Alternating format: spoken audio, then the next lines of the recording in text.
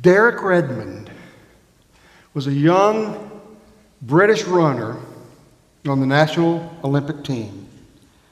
He was lined up to run the 400-meter semifinal race. He had won the heats and the quarterfinals. He had blown out the competition, and now in the 1992 Olympics in Barcelona, he lined up for the 400-meter semifinal.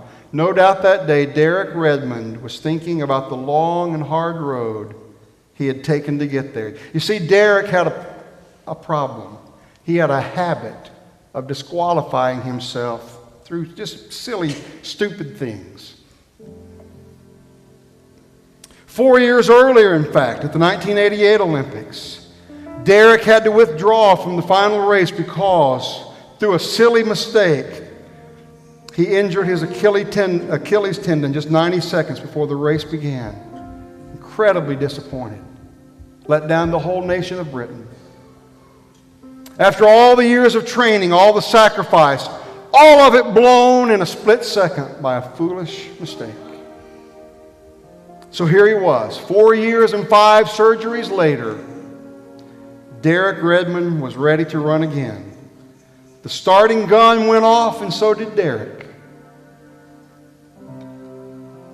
But just 100 meters into the race, he crumpled to the track in agony with a torn hamstring muscle.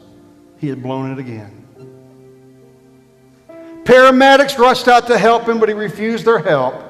He waved them aside, and in agony, he climbed up to his one good leg and began to hop toward the finish line. And when that good leg finally gave out, he fell to the track again, and he began to crawl, determined to finish the race. All hope was gone. He had blown it again.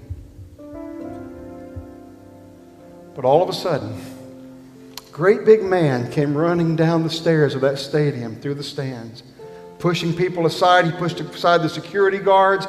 He ran onto the track. He knelt at Derrick's side and embraced him. It was Derrick Redman's father. And with his strong arm around his son's waist, Derrick's loving father helped his injured son limp all the rest of the way around that track. The crowd was on its feet, cheering and weeping. Millions, perhaps some of you, television viewers around the world, did the same. And finally, long after all the other runners had finished the race, Derrick and his dad finally crossed the finish line together, arm in arm. What a beautiful picture of the love of our Father. What a reminder of what God wants to do for you and for me when we fall into a heap on life's track. You know, the actions of Derrick's dad that day remind me of one more story. I won't tell it to you. But it reminds me of another story and another son who had blown it and another father who loved that boy anyway. And that story ends like this, or it contains this thought. And while the boy was still a long way off, wasn't to the finish line yet, wasn't home yet.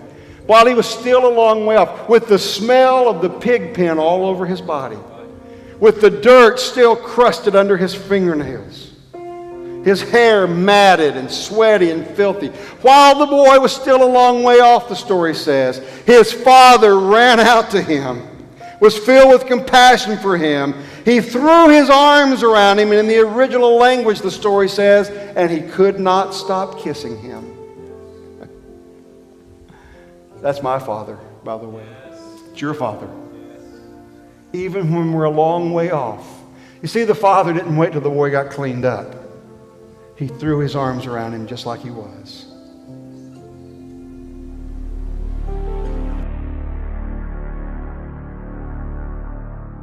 We've all come through some tough times. Oh, but more than any other time, that's when we need to remember how much He loves us. You've had a series of disappointments. You feel like you've fished all night and caught nothing. You've worked hard in ministry. You've been faithful and nothing's happened.